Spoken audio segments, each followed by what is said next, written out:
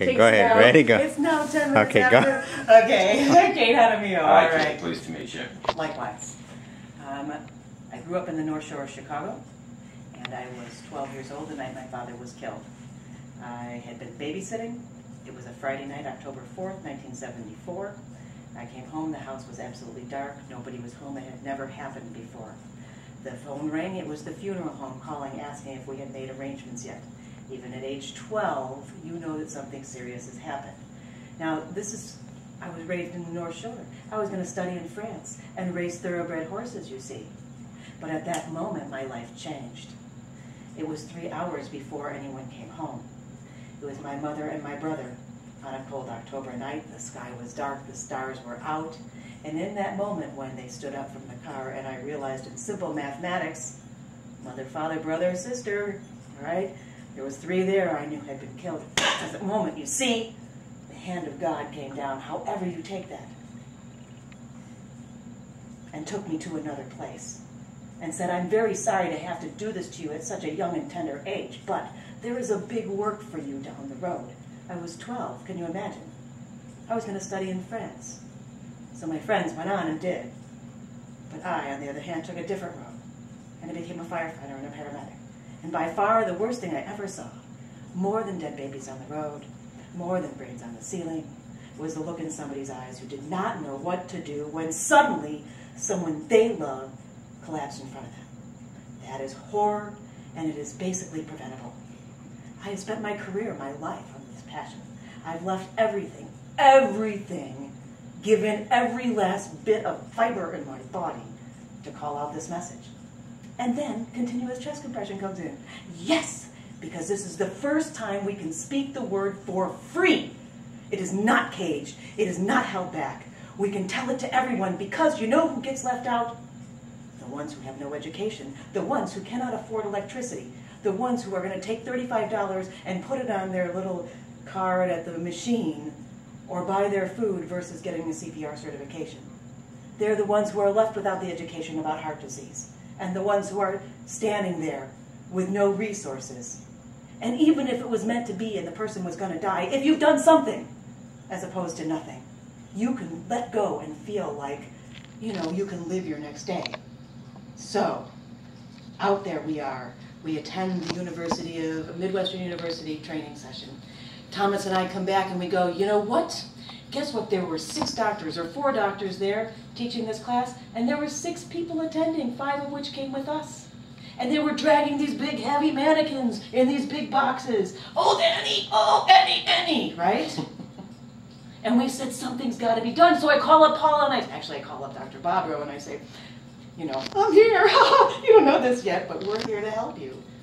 He sends Paula, and I say, Paula, guess what? We're here to help you. You don't know this yet, but we are going to help you get this important message out. That was about 1.5 years ago. Mm-hmm. We went back and as a retired firefighter, it had been years, and I couldn't keep my certification up, taking care of my 90-year-old mother.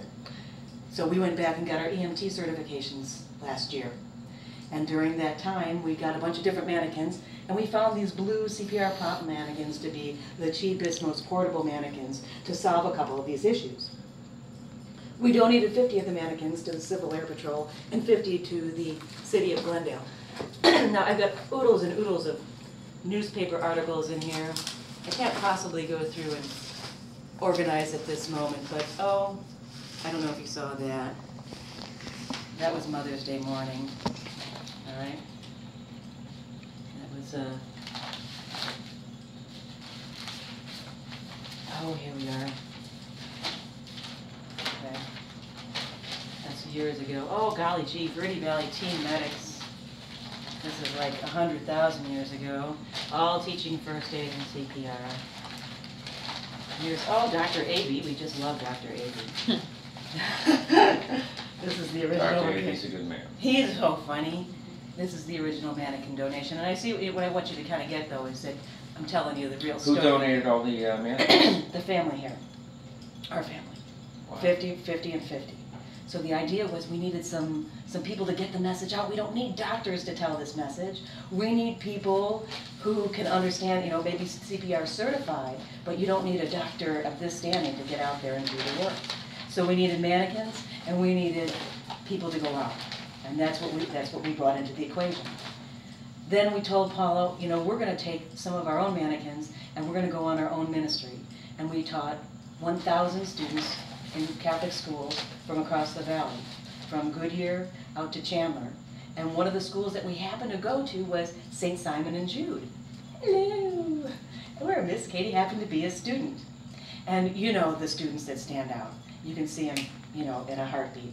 The attention, the focus is right there.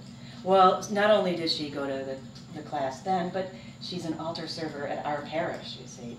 So she'd be in the front, we happen to be front row kind of church people, so she's in the front and looking at us, always giving us that eye of, you know, I know what you do.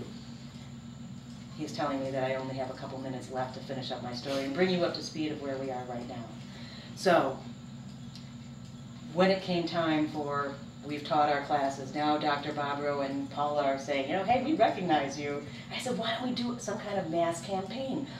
In Houston, or just outside of Dallas, that world record was set last year at the Cowboy Stadium. I said, we've got the University of Phoenix Stadium right here.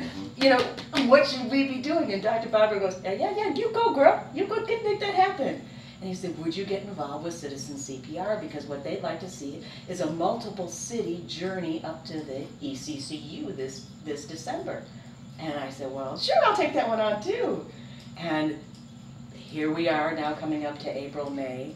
I said, we're going to need some people that would want to get involved, would want to get motivated. I'm looking for some young people to get involved. I meet after church with Katie and her mom and say, would this happen to be something that would resonate with your family, would work for you, learn CPR, help others get this important message out? And they say, I'll let her finish that little story right there, okay? Okay. And that brings you up to where we are. My husband Thomas he's an instructor over here at Glendale Community College, and he's also an EMT.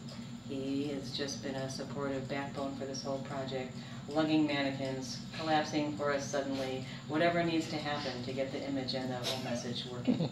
All right, so I'm going to let Miss Katie speak here, all right, and let her show you what it is that she does. All right.